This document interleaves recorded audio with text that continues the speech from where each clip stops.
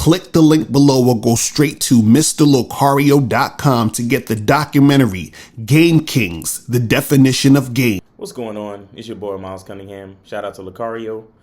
Shout out to all the supporters. Everybody that's on that bad boy membership. Everybody that got the Game Kings documentary. If you want to get the Game Kings documentary, go to www.MrLocario.com. You get the Game Kings documentary. Or you could go to badboymembership.com. When you get on the Bad Boy membership, you have access to all of the programs, you have access to many of our seminars, and you have access to the Game Kings documentary, where you will learn the definition of game. All right? So, thanks for joining me today. Really appreciate it. What I want to talk about today is be careful with why questions. Be very careful with why questions. When you're having a conversation with anyone, or, in this case with a female, be very careful of why questions. Let me tell you something about a why question. When you ask a why question, whatever comes after the word why actually is a statement. You understand? And I've been noticing that more and more and more. Like, for example, today we did a live stream today, and the guy called in, and there were some girls on the panel, and he said, why do white girls hate Asian Pacific men, or East Asian or Asian Pacific men, or whatever? It doesn't matter. He's just like, why do these girls hate men? So what he didn't even understand is that he's assuming that these women hate men. Why? Because of his experiences with these types of women, or with what he considers, whatever the group that he put these women in, right? But what he didn't really fully understand as well is that his question became a statement, and the statement revealed a lot about his own experiences, and it put him in a space where it showed that he's not successful with the type of women that he's talking with. And what actually happened? What actually happened was that it actually decided his chances of success with these women, just by him making that statement, just by him asking that question, like I said, which actually turned into a statement. You understand? So you have to be very careful, right, with why questions. You understand? You can, I think it's much better to ask, how, or who questions, how questions, or what questions. What are your beliefs, right? If I say what are your beliefs, then that gives the person that I'm talking to an open space to talk about whatever their beliefs are. You understand? But if I say, why do you believe in God? It's like, well, so you're already assuming that I believe in God. I could be an atheist, right? I could be, I could be of another faith, right? I could be a Buddhist or whatever. I could be, you understand? I could be a Scientologist, or I could be anything. But you're assuming that I believe in God or Christ, or you understand what I'm saying? It's like people call up on the show, or I've heard situations where even other YouTubers, people call them up and say, why do you hate black women, or why do you hate women? And it's like you're framing this as a question, but it's really just a statement framed as a question. And the statement reveals a lot about how you feel about the situation. And it also reveals a lot about your stance, your perspective. And once I listen to your statement, I can actually assume a lot about the person that I'm talking to. You understand? So the same way that the why question is a statement and it ends up locking you in, it also puts a lock on my perspective of the person that asked the so-called question. You understand? So be very careful. Like if you're talking to a chick, and the vibe is going good and so on and so forth, and then you ask some question like, so why did you wear that dress? It sounds like you're saying that there's something wrong with her choice of dress. You understand what I'm saying? But if you said to her, what inspired you to choose that dress? now it sounds more like, well, you like what she wore, and you were wondering what made her choose that dress. You understand what I'm saying? And then it allows the conversation to have more freedom. You understand? To have less boundaries. So now she can talk about more things, and as you listen, there are more things that you can grab from her conversation to carry on to the next section of the conversation. You understand? But when you ask why questions, it usually ends up being sort of a statement. And once you make a statement, you start to put things in a box. So that means when the person is trying to respond to the why question, they can only respond to this, to the basic idea of the statement that you made.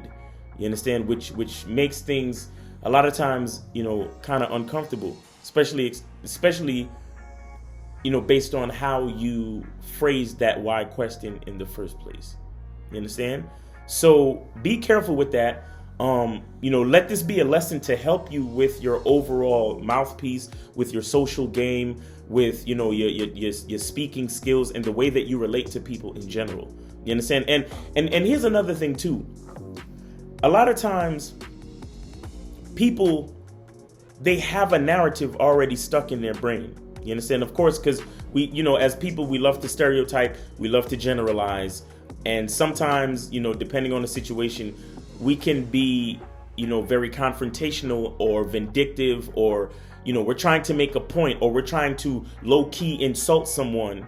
You understand what I'm saying? So, and as a person that's, on YouTube and so on and so forth, having these live streams and talk shows and everything like that, you get people that have something that they really want to say. They want to confront you about something. They want to let you know how they feel. They want to give you a piece of their mind, right? But they know it's a talk show. So they have to frame their statement as a question.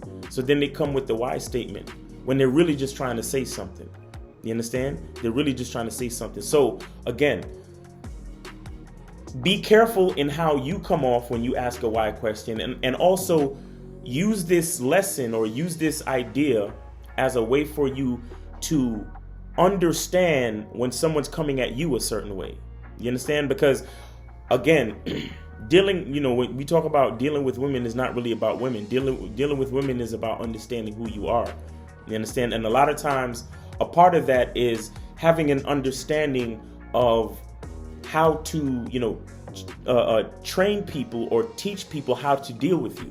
You understand? So sometimes if you're having a conversation with somebody, and let's just say you're on a date or whatever, and you're having a conversation with a female, and she says, why do you hate women, or why are you so arrogant, or something like that? You understand? That's her being low-key disrespectful. That's her making a statement, and she's basically calling you arrogant, or she's basically calling you bitter that you hate women, or she's saying, or why are you so chauvinistic, or you know what I'm saying, or why do you seem like you? She's actually making a statement, and a lot of times, depending on what it is, it could be low-key disrespectful, right? So you have to pay attention to these things. You have to pay attention to certain things so you can check them, or you can at least detect them early. So you can then decide, hey, is this a person that I want to continue the conversation with, or should I, cut my losses now and bid her good evening? You see what I'm saying? So let this be a lesson to understand how you might come off when you're asking the why question, and also use it as an idea to understand how people are coming at you. That even though they seem as if they're asking a question, they're actually making a statement. All right. So it's your boy Miles Cunningham. Make sure you check out all the links. I got the 60-minute consultation. The link is in there. You click on that. You could schedule a time for us to talk. You're in a chop up game or whatever.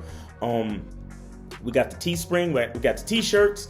We got the mugs, and we have the Game Kings documentary poster, so you can purchase that as well. We have the Bad Boy membership. We got the Bad Boy membership contest. You know what? Let me show y'all something.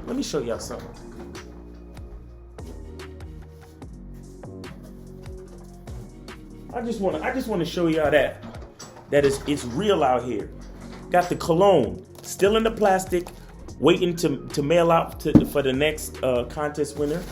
And we got that guest watch, that guest timepiece. I don't want to take it out of the box. But look, it even comes with the guest collection card. You understand? To validate your watch and everything like that. You feel me? Facts. All right. So get on that Bad Boy membership so you can qualify for the Bad Boy membership contest, because you could be the next winner.